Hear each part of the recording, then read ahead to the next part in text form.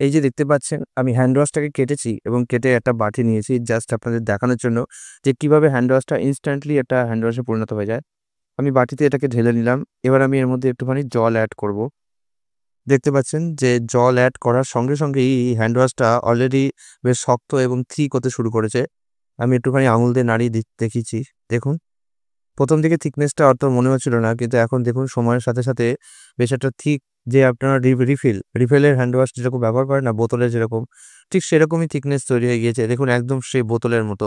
আমি জাস্ট অর্ধেকও ব্যবহার করিনি, তার মধ্যেই এত থিকনেস পেয়েছি। আর একটু জল দিলে আর একটু পাতলা হবে ঠিকই, কিন্তু মোটামুটি ঠিক আছে। একটা বোতলের দাম অলরেডি ৫০-৬০ টাকা তো হয়ে যায়। সেখানে ১০ টাকায় আমি সেই সেম থিকনেস পাচ্ছি। বরঞ্চ একটার বদলে দুটো ইউজ করব, তবুও আমার ৩০ টাকা বেঁচে যাচ্ছে এবং এক বোতল হ্যান্ড ওয়াশ আমি পেয়ে যাচ্ছি। আমরা এটাকে আগে বোতলে ব্যবহার করি না। আগে কি করি, একটা আলাদা পাত্রে নিয়ে করি। পাত্রের মধ্যে সেটা হ্যান্ড ওয়াশ যখন জমে যায় তখন সেটাকে বোতলে ট্রান্সফার করি। একটু অসুবিধা হয়, একটু কর্কের সাহায্য নিতে হয়। কিন্তু তবুও আ বলব যে ৩০ টাকা বেঁচে যায় যদি, তাহলে এটা কেন করব না?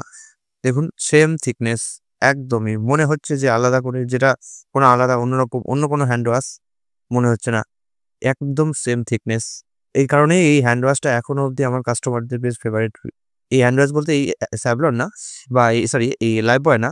এই পাউচ হ্যান্ড ওয়াশটা, এই রিফিল হ্যান্ড ওয়াশটা এটা অনেক বেশি প্রিয় সবার হয়ে গিয়েছে।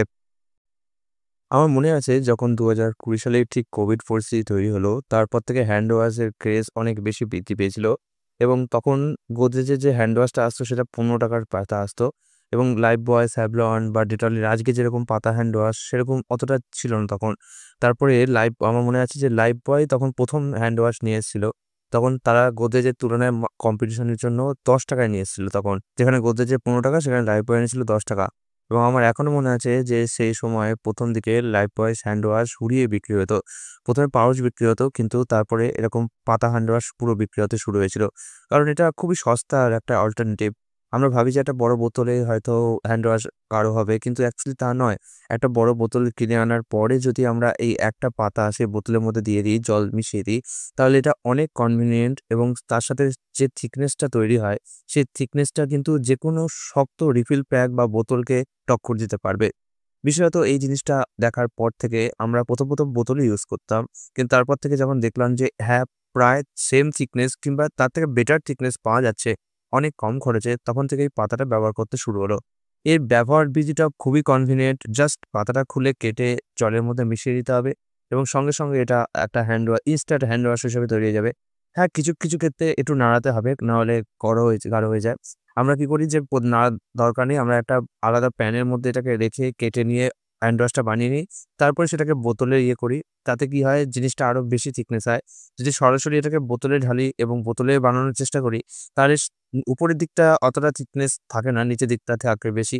এরকম একটা সমস্যা হয়। কিন্তু এর জন্যে আমরা একটা টেকনোলজি বের করেছি যে একটা আলাদা প্যানে নিয়ে সেটাকে হ্যান্ড ওয়াশ বানিয়ে তারপরে সেটাকে বোতলে ঢেলে নেওয়া হয়।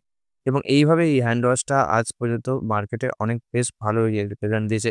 কিন্তু এর গন্ধটা অতটা ভালো না। এর গন্ধটা আমি বলব কি অতটা বেশি ভালো না যেগুলো অন্যান্য হ্যান্ড ওয়াশ অফার করে। সেই কারণে এই হ্যান্ড ওয়াশটার বিক্রিটা তুলনামূলকভাবে একটু কম।